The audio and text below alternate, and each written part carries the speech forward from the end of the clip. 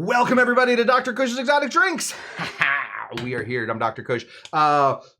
This week I had a chance to do some bartending stuff in Miami. Whilst I was in Miami, I went to a place called the Bamboo Room. It was beautiful. A really cool hidden tiki bar off of Espanola Way down in Miami Beach. And there on their very first page of their menu, they had a cocktail called the Hinky Dink. The Hinky Dink, as they described it to me, was a clarified Mai Tai. What did I eat? What did I try that day? Hinky Dink. I had to try the Hinky Dink. In trying the Hinky Dink, I found that there were things that I might be able to do to make it more Mai Tai-y. And instead of just sitting in the back row throwing tomatoes, I figured instead I would put my money where my mouth is and try and make this clarified Mai Tai and give it all of its Mai Tai-ness back. So that is what we're doing today. We're making one drink. It is going to take us at least 45 minutes, and that is going to be how it is. Sorry about that, but that is how clarification works. We have just enough time to get this thing in. So let's begin by making a Mai Tai and adjusting some proportions so that we get it right. So we're going to start down. Is that how we start? Start down here. I figured you guys would want to see how everything looks going in. We're going to be making two drinks at the same time. That way, if we lose anything to the clarification process, we will be able to make it up by having a second drink sort of clarifying through. We're using milk clarification today, or dairy clarification, because we are going to be using not just whole milk, but also a little bit of coconut milk. When I talked with Nuys, you guys can follow Nuys at Cocktails and Strings on Instagram. He has a very interesting account. He's a bartender out in Miami. He's a tiki bartender out in Miami. Follow Cocktails and Strings. Super interesting guy. Makes great drinks, and it really just sort of like a nice gentleman. Just like a gentleman he was. So he poured this Hinky Dink for me. We're gonna try and change it up a little bit. We're gonna start over here by using real lime. Can you use pseudo juice? Yes. In fact, pseudo juice might make this even a little easier, since pseudo juice isn't going to have a lot of the gunk that a normal lime would have. But possibly today the gunk will help us out a little bit. We're going to find out. We're using real lime, so we're going to slice. We're going to do these limes the right way. We're going to cut here. We're going to cut here. We're going to cut here and here. All we're doing with this is maximizing the juice that we can get out. So we're cut here.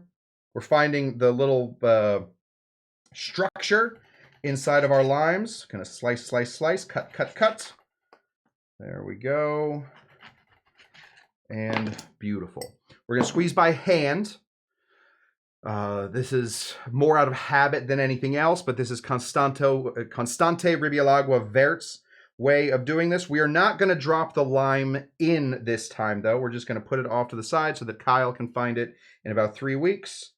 We're going to squeeze this. We're looking for about an ounce of lime juice per drink.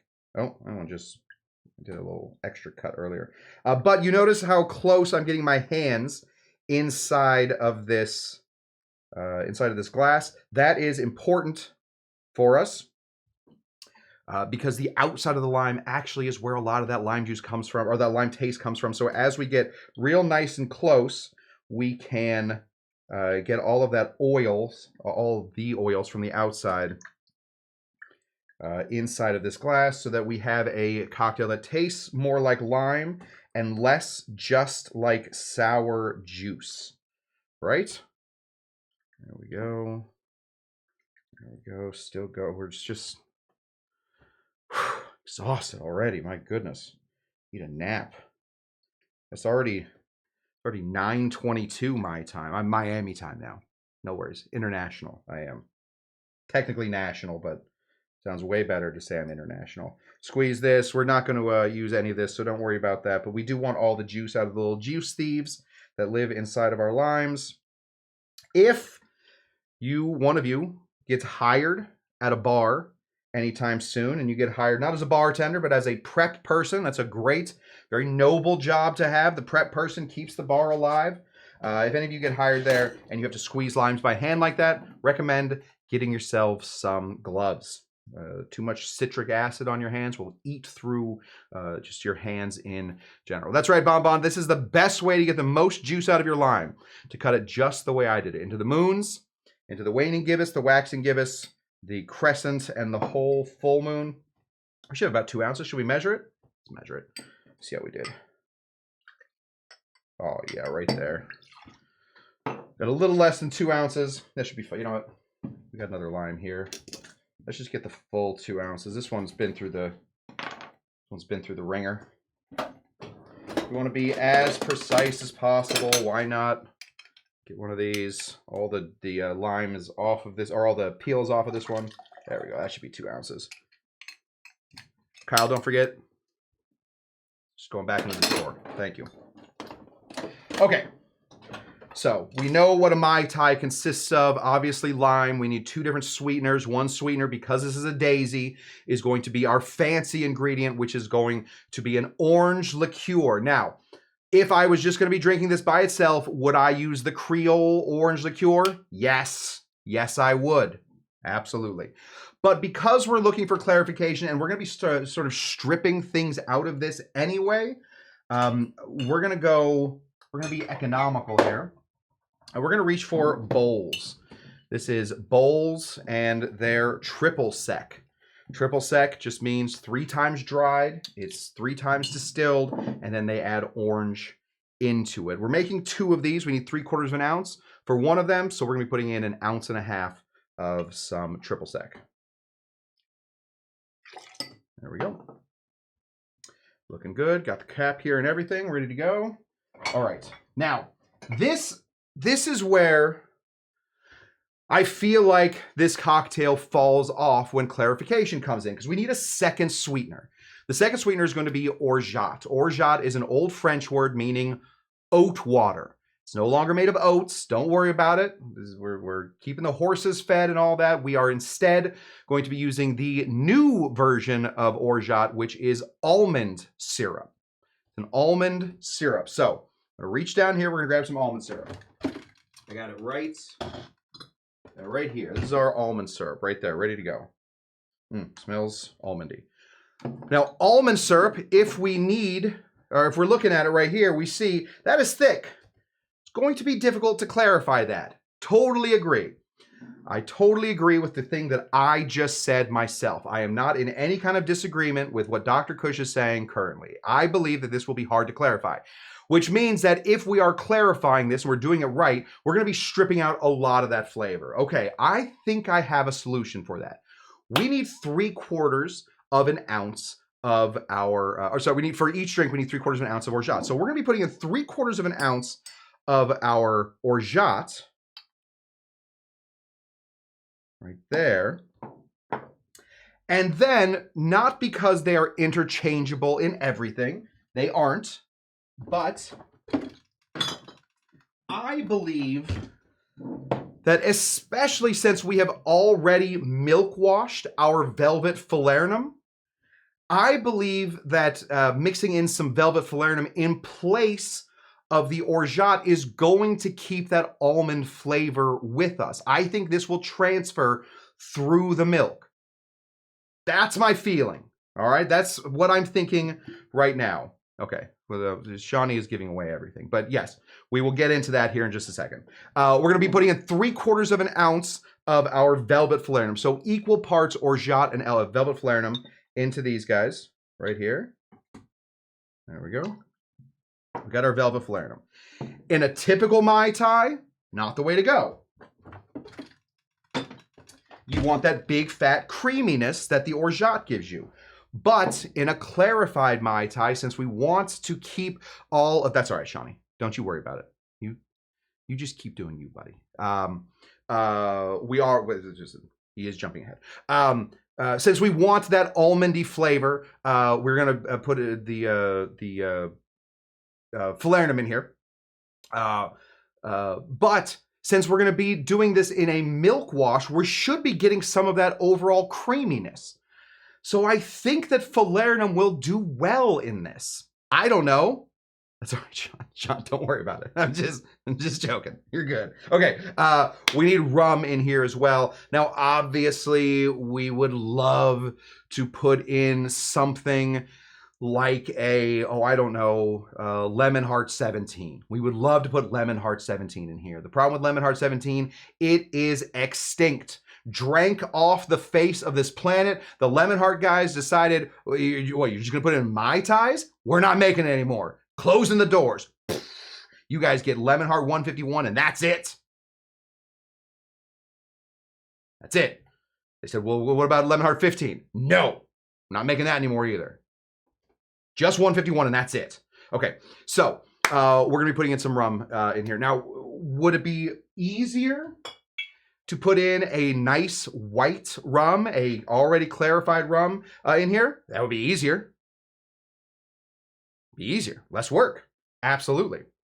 That's not what we're doing. We're gonna take some of this dark stuff. We're gonna put in some Myers right in here because the milk clarification is going to do some clarifying of this rum. So we're gonna be putting in 4 ounces, 2 ounces per from this Juggalugga.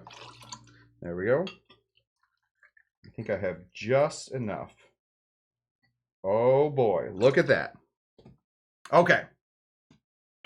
Good to go. This is Jamaican rum.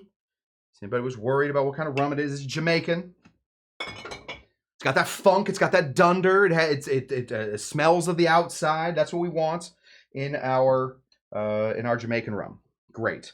This right here, my friends, is our cocktail. However, to clarify it, we need to add another ingredient, and that ingredient is going to be milk. Some kind of milk that will curdle. So I'm going to reach right down here so we can all watch the curdling happen. This right here is just a nice clear mixing vessel, and we're going to add our milk, and we are going to add things to that milk to balance out what we lose in the curdling process. So let me get down here. I have some milk ready to go. Now, in order to clarify something, you want your milk percentage of the cocktail to be about 20%. So that is going to be about an ounce of this per cocktail. So we're going to be putting in 1.5 ounces of some milk. I'll put that right into here. 1.5 ounces of some milk. Just regular whole milk. That's what you're looking for. Put that back there. Forget about it for 12 months, and then we will have our own curdling going on there. And because it's a tiki cocktail, and specifically because when I talked to Lewis at the Bamboo Room, he said that they were clarifying it with coconut milk or coconut cream. I have some coconut cream here. I do not want a coconutty version of the Mai Tai, so instead I'm going to be putting in just 1/2 ounce of some coconut cream. So when this stuff hits all of that lemon juice, we should get a very nice, there we go. We should get a very nice curdle. The curdle is what we want.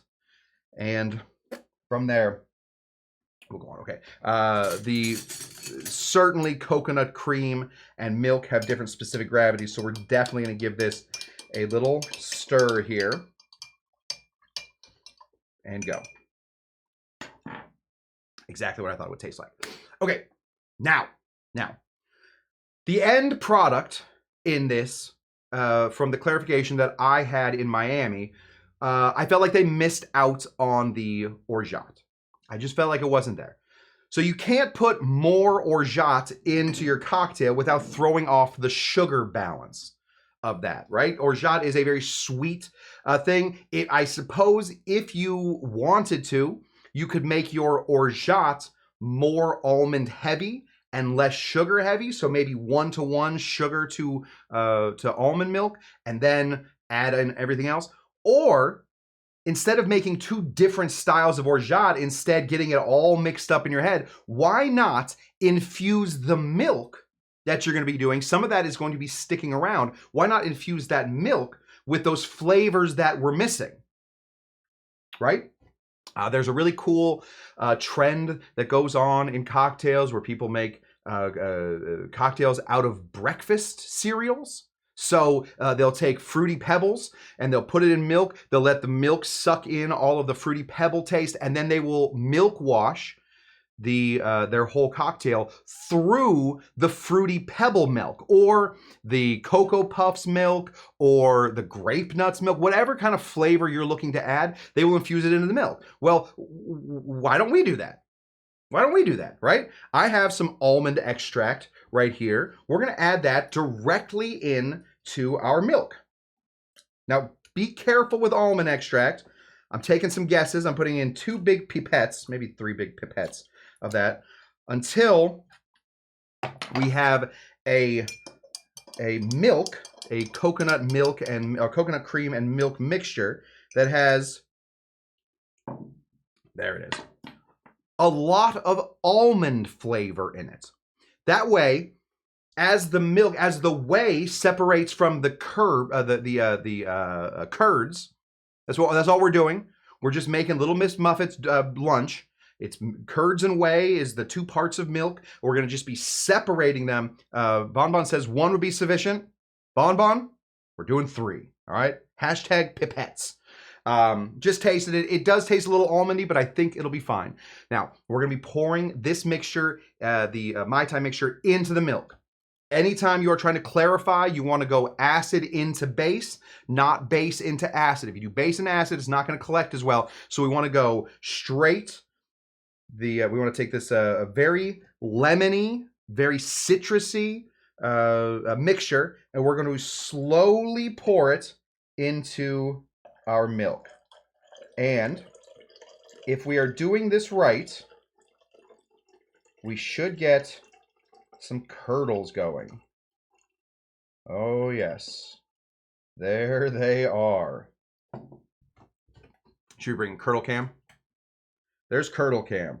We can see all of these little curdles starting to form. Now we are going to give this a stir, but not a stir to recombine all of the curds and the whey together. Instead, we just want to make sure that every part of that lemon has touched every part of that milk, and they can do what nature do, and they are going to spoil this milk right in front of us, separating the good stuff from the other good stuff, but only some of that good stuff do we want. Yes, thank you, Shawnee Panabaker. Ooh, ah, yes. Oh, ooh, ah, yes. Very nice. Okay, yes, hashtag curdle cam. We got curdle cam going. You can see big curds sort of floating through here. That's what we want. All we're doing is stirring to get all of those big curds just sort of making you want to gag a little bit. Just a little gross here. All right, we'll let that sit for a second. Now, this is something that I want to try. I do have, courtesy of Tiki Tom, I have a refractometer. I want to see how this refracts at this point. And then once we finish, what the ABV is on this. Now, let me see. Can you guys see through this? I put this right here. Let's see if I can't get this going right. Oh, you know what? You might need a light. Let's shine a flashlight at you guys. Ready?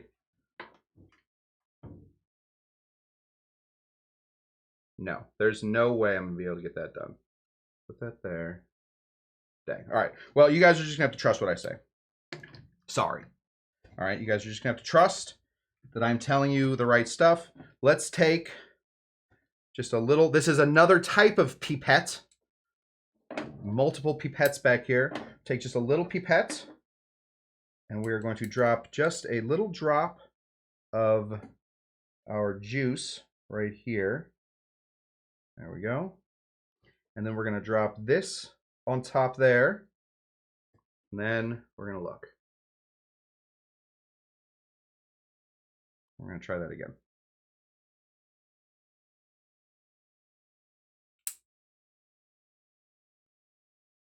Okay, well that can't be right. 1 second. I have another refractometer. let's try this one. Yes, I have 2 refractometers. Get over it. You think I don't have 2 refractometers? You'd be insane to think I don't have 2 refractometers. I do have 2 refractometers. Okay, so that is going to measure more bricks than anything else. So, oh yeah, look at this. Okay, so right here, this is our bricks percentage. Right here, our bricks percentage is going to be about 24%.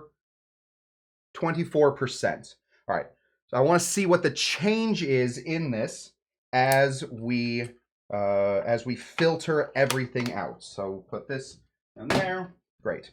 All right. Now we filter. We've let this sit for a couple minutes. That's the idea. And then we have to find a whole nother glass.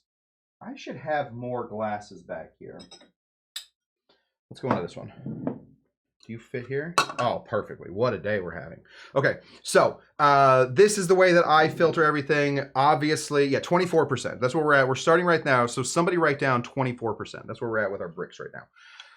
The way that I filter everything on this show, because I don't make massive quantities. If you were making massive quantities, you're going to find something much larger. I have a little pour over coffee maker here. And in order to get that going, obviously, you could, if you wanted to, you could use, yeah, don't ask that question, DC. DC, I just have to remind you real quick. Please save your questions until I'm through. There we go. Please save your questions until I'm through. We're going to take this. This is just a normal paper towel. I think we got them at the Costco. All right, we're just going to shove this in here. Maybe go over to this one. There we go. Shove this right in here.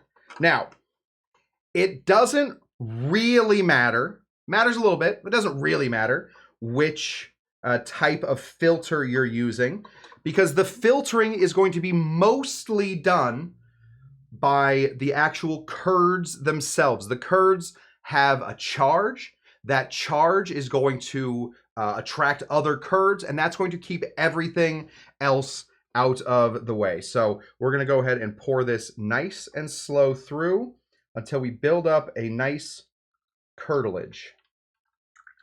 Now, obviously, it's dripping through right here. You can see that is not clarified. That is hardly clarified, even a little bit.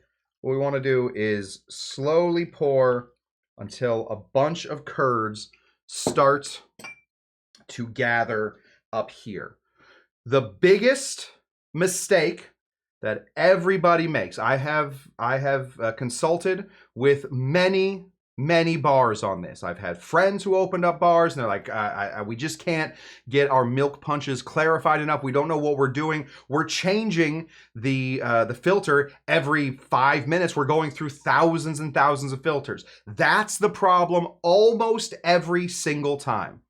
You don't want to change your filter unless you have literal curds flying out of your filter. All right, the curds are what is going to make this work. So if we bring in curtilage cam right there, we can see, let me use the back of a spoon as a pointer here. Oh, not there, here. We can see up here, this is curtilage. These are curds. All of that up there, that is curds. That is adding an extra obstacle for all of these curds to get through. And the curds, you ever say a word so much that it no longer makes any sense to me? Curds. Curds. The curds are going to attract other curds, and that is going to help with the clarification process. So if we take a look at this right now, we can see that does not look very clear. That doesn't look very clear. There's still a lot of stuff going on. That's fine. That's fine.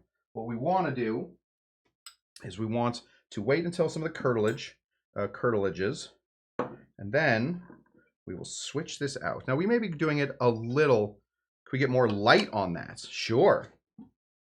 Let's see how we do that. Okay, so then I got to bring up a light, flashlight, there we go. Right here. Oh, well, the camera's not gonna do any good. That's not gonna help us. We can see up here, all of this curtilage. See all that stuff? That is curds. That's what we want. They are either positively or negatively ionized. I don't know which they are. Not important to me. Just all I got to do is know that it works. And we can now see, remember how quickly it was pouring in earlier? All of that curtilage has begun to really help to clarify this. So this, oh geez Louise, I almost lost everything. This is closer to what we're looking for. This is not what we're looking for. This is still a sludgy substance. So we could drink this. I don't think we want to. Instead, we're just going to pour this right back in. Use some of these curds to help to clarify this right out. Pour a little bit more of this in. Yes, thank you, Lori Bendy. Curds, curds, curds. There we go, pouring this in. And we are getting our clarification going. Now we can see some clearness going through here, right? Look how clear that looks. So clear. So clear. Is Lori Bendy and Loriander here? I think, just real quick, Shawnee, this is not Loriander. This is Lori Bendy. Yes, we have two Lori names. Both, seem very Scandinavian. They are different people. They are different people. Okay, so here we go. We are clicking through. We might change this out one more time just to really get this nice and clear. In the meanwhile, one of the issues, the other issue that I had with the cocktail at the bamboo room was, of course, that the ice in a very clear drink was not very clear. It was a little bubbly, and I don't think that it is so difficult to make some ice. So I'm gonna overload you guys with just a lot of science going on right now. So let me get this out. This is one of my ice molds that I have. These are 2.5 by 2.5 by 2.5. So 2.5 up and 2.5 the other way. Kind of difficult to find, to be honest with you. I don't know why more companies don't make them. The company that makes this one is called Press Ice Barware. All we did was stab some holes here at the bottom so that all of the water that's being made, all the ice that's being made and cloudy can be pushed through those little holes. And then we get one of these really nice, really big situation. Now it looks like it's all gross on the bottom. That's just a little frost that's built up. Don't worry about that. That'll melt right off. What we want to do is hold on for a second. There we go. Okay. It looks pretty good. I am going to switch this out though, because I'm looking for perfection. We are going to take what we just had in this one, which is right here. We're going to pour this back through the filter. Right? It's very clear. Yes, it has a little yellow tinge. We used a very dark rum for this one. We're going to get a little yellow tinge. As long as it's clear through it, we're going to call that clarified. All right? That doesn't mean it's going to be completely, it's not going to look like gin by the time we're done with it. It's going to have a bit of a yellow tinge, which everybody knows the greatest color of cocktails. Oh my God, we are at 46. We are never going to end this on time. Pre-show went too long. What we're waiting for on this, we have to temper this ice. Before we start adding pressure and heat to start the melting, we have to make sure that it is room temperature on the outside so that we don't get a crack. We want this to be a very clear looking piece of ice. In the meanwhile, let's take a look down here. Looking real good. Let's just throw a bit more of our mixture in here. Build up more curtilage. And soon we shall have a very clear cocktail. Now, I'm very excited to see exactly how this adding the almond to the milk is going to work. Okay, I think we're pretty good. We're going to throw this right on here. You guys can see this going. It immediately starts to melt. This is made of brass, which is why it's so gosh darn expensive. But brass is able to transfer the room heat much quicker than any other. I'm sure there are other metals that'll do it really well, but this one is very nice at keeping the metal at room temperature so that we get a really nice melt on this without cracking. Don't heat up your situation. Okay. I think this drink is too complicated for me. Who was closest to San Diego that can make this for me? I hate to say it, Lori. I think closest to San Diego that would have the ability to make this, probably Doug and Lulu. I think Doug and Melanie are going to be the closest to you. So head on up there. Doug, I'm sure, has already got his whole apparatus out. Doug, a very, very good student of mine, knows exactly what's going on. There we go. Oh, that went quick. The second one always goes a lot longer, but in the meanwhile, we are good to go. All right, we have a very nice, clear cocktail dripping through all of this cartilage, doing everything that it can to work for us. Pour some more into here. Obviously, should go without saying, obviously, this is not something that I would do if somebody came up and ordered a cocktail. I wouldn't make the cocktail and then curdle it through. This is where the unsung heroes of tiki bartending, and really, in all honesty, all bartending, this is where they shine. They would make this well beforehand, and get this going here. So there we go. Oh, good. Cocktail Lulu is on their way. He's on his way. Perfect. So Lori, just sit tight. Roger, it's been a long winter. His curds are feeling pretty negative. Yeah, I don't know. I have no idea whether curds end up having a negative charge or a positive charge, but Rogers are feeling very negative right now. So if we could all just hang out and make sure Roger isn't feeling too negative, I think we'll be good. Okay. Is that as clear as I want it? I think that's about as clear. It's tough to see. You guys can see my finger right through there. Mostly what you're seeing is the curvature of the glass that's blocking that. It seems pretty gosh darn clear. Since we have a little bit of time as this all builds up, I do think it's important now that we check the bricks. So let's get our pipette out.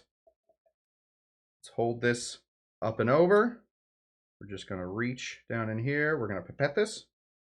Oh yeah, pipetted. So pipetted. I want to see what the bricks is doing after it's gone through all the cartilage. Which one do we have right here? That's the wrong one. Holding a pipette like a weirdo. What do I do with my other thing? Oh, I put it down on the ground. Brilliance. A brilliant place to put things. Down here, off camera. Let's bring out our second refractometer. This is our bricks refractometer versus our ABV refractometer. It's just not reading the ABV for some reason. Usually the ABV is mostly for just making liquor, not for making cocktails. This is a better one for making cocktails. Interesting enough, we are at 24% bricks. So we're not losing anything. In adding that milk, we are not losing anything. I don't know if that's interesting. I think it would have been more interesting if we had lost something. Give us like a little story, you know, the call to adventure. There we were sitting on our town when a dragon flies over. We're the reluctant hero. We don't want to go anywhere. We like our little life here in the Shire. However, that dragon has to be dealt with, and we're the only ones that can do it. We're called to adventure. And so we get out there, we fight the dragon, we lose our sword, but we make a friend, and we return back to the village to find out that the village is still 24 bricks. That's not a great story, right? Much better if we come back to the town and we're at like 28 bricks, or get this, 18 bricks. That would be a crazy story. That's how stories work. This is going to take an hour to finish straining. How's Cush's going so fast? Oh yeah. I don't know. Yeah, there we go. Look how clear that is. Bling, bling, bling, bling, bling, bling, bling. Again, I think one of the issues that we ran into when we were at the bamboo room, I think they started with a clear rum. I don't think that that's the way to go. It's a Mai Tai. Most people are used to Mai Tais having a a somewhat creamy color. You know, it's usually not white, but it's not green, it's not brown. It's like that cream, like that taupe color, right? Where people argue about what color to paint their walls, and someone's like, well, it can't be white. That's ridiculous. It's got to be this little slightly off white. That's the only way to be. It's kind of that color, right? It's fancy white. But, you know, here we're using a dark rum. Our dark rum will have more flavor than, say, no offense to Bacardi, no offense to Funducio and his entire clan, but a little color is going to add a little flavor. Listen to me. Okay, this is ready, so we'll take this out. There we go.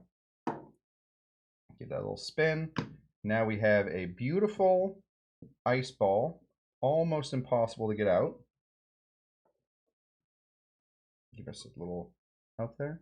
We have this beautiful, clear piece of ice. So that is going to help us when we are trying to convince everybody that we have this beautiful, clear ice. I'm going to, this is going to take just a little bit longer. I'll put this in the freezer just to make sure that the ice doesn't melt too much. You stay there. And let's clean the rest of this up. In the meanwhile, you don't go back there yet because you are full of water. Full of refuse water. Gross. Disgusting. Okay, let's check on this. Yeah, looking pretty gosh darn clear. I mean, you can almost see my fingerprints through that. I like it. Pour a little bit in here, see if we can't get this to go just a little faster.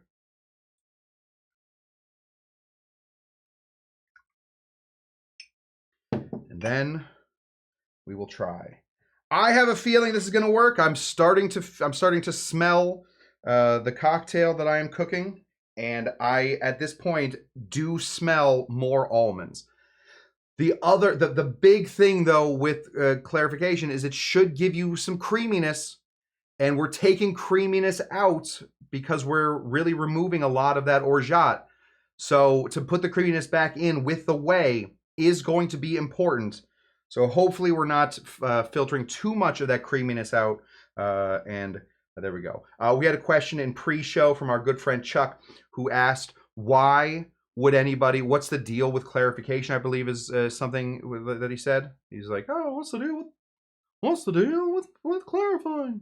Why would you clarify anything? That's how I feel like Chuck talks. I don't know Chuck. But that's how Seinfeld talks. I always get Chuck and Seinfeld confused. Why would you clarify anything? Okay, well, because when we are clarifying, we're actually pulling out a lot of things that will go bad in a cocktail, right? So one reason we would do this is for pre-prep. If you are mixing cocktails that have lime, that have any kind of citrus, that have any kind of juice in it, you are going to have, I don't know if this is the right word, free radicals, right? They're just going to be things that are in your cocktail that could go bad. When you clarify, the curds are pulling out anything that will go bad, so you will have a mixture that is shelf stable, right? You put it in the refrigerator and you can pour this straight out. You have a cocktail ready to go. Another reason that we clarify things, and this is of course a bartender thing, we want to have the most interesting drink, and to be able to serve a cocktail in a way that nobody else has served it or is serving it on your block, in your street, in your city, in your town, in the United States, in the world, is interesting, and it's a way to get people in. To clarify something that is not normally clear is certainly an indication that you put some work into it and that you kind of know what you are up to. The third thing is, I think it looks cool. I don't know. I think it looks cool. For the most part, though, we're clarifying for stability. We're clarifying to have drinks that taste the same all the time. When Oscar Wilde passed away, we all know his famous last words. I love famous last words, and Oscar Wilde's are some of my favorite. His famous last words were, either these curtains go or I do. What a catty bitch that guy was. But he did not like the decor in the room that he was dying in. He said, it's either these curtains or me. But they found like 1,000 bottles of clarified milk punch that had just been sitting around. He loved this stuff. He would have people make this for him and they would give it to him. And at any point, you have a cocktail just ready to go. Is it worth it if you have to wait for an entire 45 to Oh my God, we've almost done an hour. To almost an hour-long show to get the clarification going for one cocktail? No. No. I'll be very honest with you. Not worth it. Not worth it. Now that's up to you. What you think is worth it and what I think is worth it can be two different things. All right. I think this is enough of a cocktail to pour in. Yes, it has a little bit of a yellow tinge. Yes, it does not look like I'm pouring you a glass of gin, but it certainly does not look at all like a Mai Tai would look. Other than some of the refracting from the actual glass, you can see my finger straight through this. So it looks different. Should act a little different. It should give us some of that way. Let's pour this over our beautiful clear ice.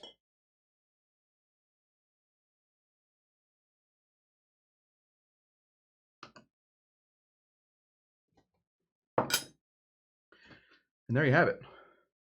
Especially through the ice, this is very clear, a nice clear piece of ice. We'll also do something else.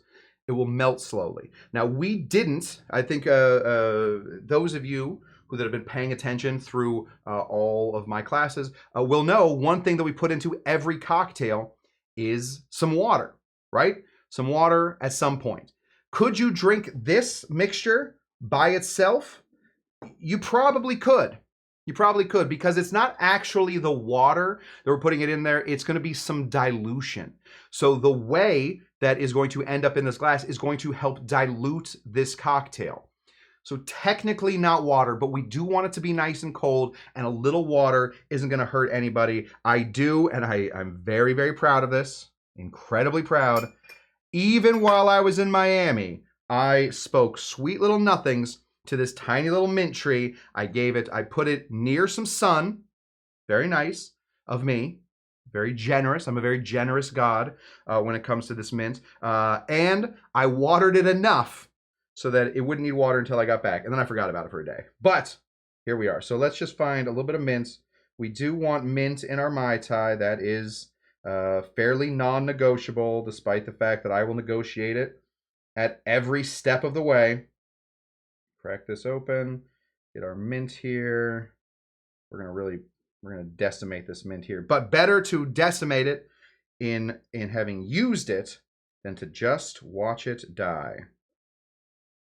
This is not like, I don't understand how people grow that mint so big and thick that it comes in bunches. I'll never get that. We're gonna give it a little hand wash. Thank you, DC. DC is about to faint because I am no longer the mint murderer. I have kept some mint alive for longer than it should be alive. And I'm feeling very proud of myself. I guess we're just gonna shove this in here. There we go. Little mint there on the side. Beautiful living mint. Okay. Take the mint out for a second. All I'm smelling is mint. Okay. Good news. In the smell test, big almond. That's what we were missing, remember? When we had our cocktail that was from the bamboo room, it was just missing a little bit of that almond, that almondness. This, I'm smelling almond. Now let's see, did we taste it?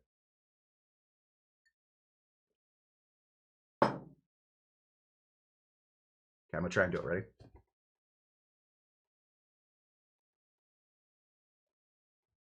It's the floss dance. It has everything. This, I solved it. Oh, boy, do I feel like a smarty pants. Solved it. Almond is in there. The almond is coming, of course, from the orgeat, but it's mostly, I'm tasting a lot of that almond extract. So find yourself a good almond extract. Put that in with the milk. The milk. Now, I know there was some confusion earlier. Bonbon yelling at me. You need one thing. Bonbon could be right. But I think that there is enough almond in here that it is not overpowering. It is giving us the overall flavor. Oh my God. It's good. Ooh, it's good. Okay, So what do? What factors did we change? We put in some velvet falernum. That's one part of this. Absolutely, the velvet falernum. Oh, see you, Cocktail Lulu and Doug. Have a lot of fun out there. We put in the velvet falernum. That is certainly going to help us to keep some of that almondy flavor. That's also going to give us things like clove. It's going to give us things like lime. It's going to give us all that stuff. I'm not catching an overly citrus drink in this, so the lime was doing good work at just curdling and not becoming the main star of the show. And also the almond in our infused milk was a huge help. Scent from Hell. This is a very clever name. When I read it, it's like Scent from Hell. Oh, the sulfur? Scent from Hell, who is watching us over on Instagram, and if they want to, should join us over on YouTube because that's where everybody's talking. Scent from Hell says a clarified Chief Lapu Lapu is their favorite. Okay, maybe we'll have to do that. Maybe we will go through and see what other cocktails we can clarify. Again, is clarification the greatest thing that you can do to a cocktail? Certainly not. Some cocktails need it, some cocktails do not. But since it was on a menu somewhere, we decided to make it our very, very pretty, I think, clarified version of the Mai Tai that we will give full credit to the Bamboo Room in Miami for making. They call it the Hanky Panky, the Hinky Dinks, not the Hanky Panky. They call it the Hinky Dinks. Of course, Victor Bergeron's first bar was called the Hinky Dinks. Clarified it. His famous cocktail, the Mai Tai. This is better. Creamy, and it's creamy, and it is almondy, and there's orange in there. You got to pick the right rums to stick with. I think had we split our rum base, Jamaican and Martinique, or Jamaican and Agricole, we could have even gotten more depth of flavor. But I think we're in a good spot. This doesn't taste anything like a daiquiri, and we've done it. And it only took us like 58 minutes. So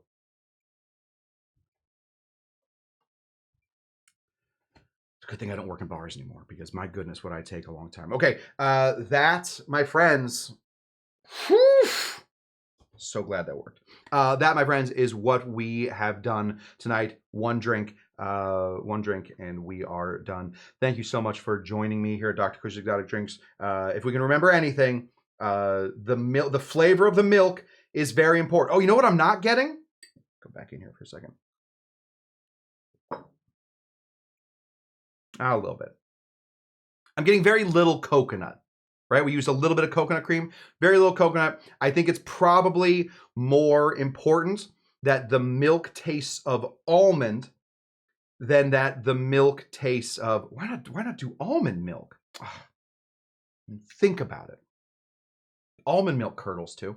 Anyway, in clarification, I find that vitamin D, whole milk, works the best anyway. So flavor your milk and then go from there. Obviously, if you don't drink milk, that's a whole nother thing. Then almond milk would be fine. And then you probably put a little less almond in there. But I do think that the almond extract into the milk was spectacular. I'm suddenly hankering for fried cheese curds to go with my Mai Tai. I have good news for you, Roger. What you're going to be left with is cheese. That is what, when I keep saying curdage, I should just be saying cheese. This is cheese all the way in here. It's like a mozzarella is basically what we're doing. Lemon and milk strained through some cheesecloth is technically mozzarella cheese. That's what we got. Next class, we're calling for fried cheese curds next time. I don't know if I can bring a fryer in here. That would be tough. I don't even have 2 ounces yet. Oh, Cyrus. Okay, Cyrus, I'm gonna try and answer your question. Are you filtering through a paper towel? That's step 1. Paper towel, because coffee filters are too tightly woven. there is more space to pass through a paper towel. And since you're not looking to catch everything on that first one anyway, you want your paper towel to really just be woven enough to catch the curds, and the curds are gonna let it go through. That's my feeling on it. Oh, you are using paper towel. Well, ignore everything I just said, Cyrus. You know what? Live closer to the center of the earth where obviously things are heavier. That's the only thing I have. Oh, is it ricotta first? Okay, so we're making ricotta right now. I have a little lasagna here in a minute. That's what I got for you guys. Thank you so much for tuning in to Dr. Cush's Exotic Drinks. As always, I would like to remind you that these classes will always remain free, but if you can help out, I have a PayPal, a Patreon, a Venmo, and I think that's it. You guys can join over there. A lot of you over these past couple weeks have joined, and it is spectacular to have the support so that we can continue to do very stupid things like these stupid things that we're doing right here. So to continue with my cocktail pervertry, keep that going. So thank you to everybody that has joined that. I appreciate you guys. If you can't help out financially, I understand. These are tough times. Nobody knows better than old Dr. Cush about these being bad times. Also bedtimes, because I'm exhausted. Another thing you can do is tell your friends about this class. The more of your friends that show up, the more it is your bar, right? So get more people to show up. Tell them all about Dr. Cush and his cocktail pervertry. Don't say that first, though. Don't say that first. Don't say cocktail buffoon either. Say he's a cocktail guy. Dr. Cush, he's a cocktail guy. Make some tiki drinks. Tell them, have them come join. We are not being pushed out in the algorithm for whatever reason. Maybe it's 45 minutes to make one drink. Could be. But tell your friends about us and find us that way. If you can't do any of those things, I totally understand. You want to keep this to yourself, and you know, times are tough. The best thing you can do is show up. We do classes here Tuesdays, Thursdays. Shouldn't belch right in the middle of the thing. We do classes here Tuesdays, Thursdays, and Saturdays. If not, we do them Monday, Wednesday, Friday, or Sunday, where we hang out, we make drinks, and we talk about cocktail theory and mostly just, you know, just kind of spin the bottle on whatever we're up to. That's what I got for you guys. Thank you so much for tuning in. Why don't we end this thing on a, let's just head to, oh, you know where we're going to head? Because we have this nice big piece of ice here, we can withstand a little heat. We're going to head right to, oh, I pushed the wrong thing. 1 second. Cush lights. We're going to head right to our, where the hell's the volcano? Oh, volcano scene. There we go. That's what I got for you guys. We're going to end this at the volcano. Thank you guys so much for tuning in to Dr. Cush's Exotic Drinks. I will see you guys back here for Tiki Tuesday. Until next time, what do we always say? We always say, Are you Dr. Jinga Janga? And? Are you trying to drive me crazy? And also, Bye! Dang. Oh, it's still going? Oh, still going. Until next time, guys. We'll see you Tuesday. Bye-bye.